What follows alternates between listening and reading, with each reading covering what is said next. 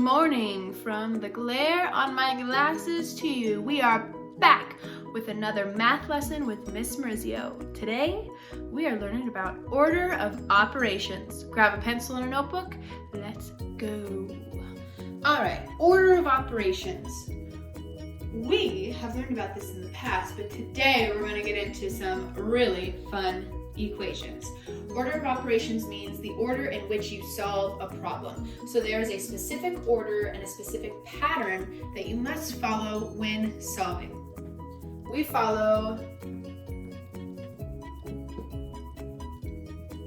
PEMDAS. Let's start with the P. P stands for parentheses. And parentheses might look like this, they might look like brackets, and they might look like braces. All of those are considered parentheses. E stands for exponents or square roots. Square roots and exponents are in the same family, so x squared, x cubed, or square roots. Multiplication and division. These are next to each other. One is not before the other because when you are solving, if you only have multiplication and division left, you start at the left and go straight across. If you had multiplication and subtraction remaining, then you would do multiplication first. But if you are only left with multiplication and division, you start from the left and go straight across. Multiplication can look like this, it can look like this, it can look like two numbers touching.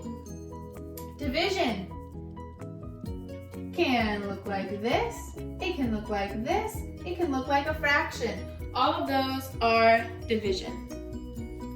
Finally, we have addition and subtraction.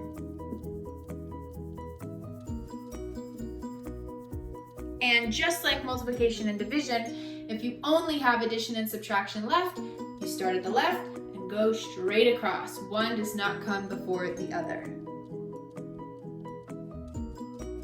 All right, let's start with this equation. First, let's identify what we know. Immediately looking at this, I see this dot. I'm not so sure what it means. Does it mean division? No, it means multiply. Now that I know that that means multiply, I might rewrite my equation so that it makes more sense to my brain. You don't have to. Next, we need to look at PEMDAS. Do I have any parentheses? No. Do I have any exponents? No. Do I have any multiplication or division? Yes. So I'm going to solve my multiplication first. 2 times 8, 16. 2 times 6, 12. Pull down my addition sign.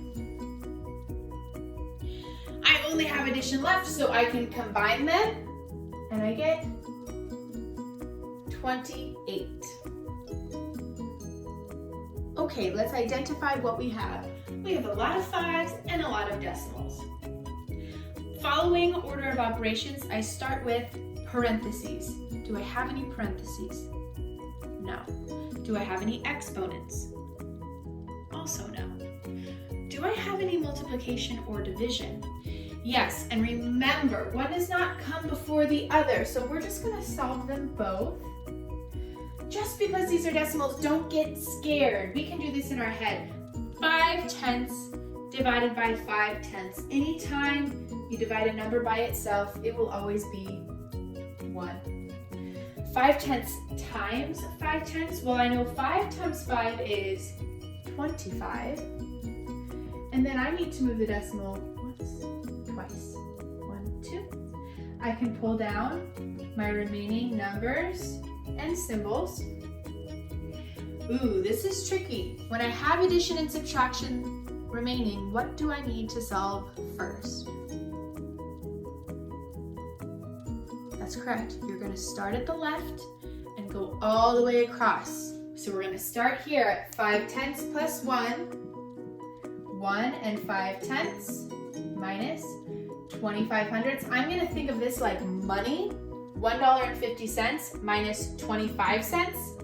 And I know that that is $1.25 or 1 25 hundredths. My final example today. When I first look at this, I notice 2 has no operation. There's no symbol. It just says 2, 8 plus 6. What does that mean when it's touching and there's no symbol? Thank you for shouting it out. It is multiply. So does this mean we're going to do 2 times 8 and then add 6? We have to follow order of operations. Parentheses is first. So anything inside of the parentheses needs to be done first. Now remember, if there's no symbol and it's touching, that means multiply. So I'm going to do 2 times 14, 28.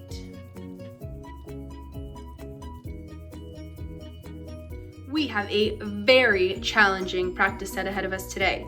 So if you would like to freeze this frame, go for it and save it as you work. Remember, you must solve in this order: parentheses, exponents, multiplication, division, addition, subtraction.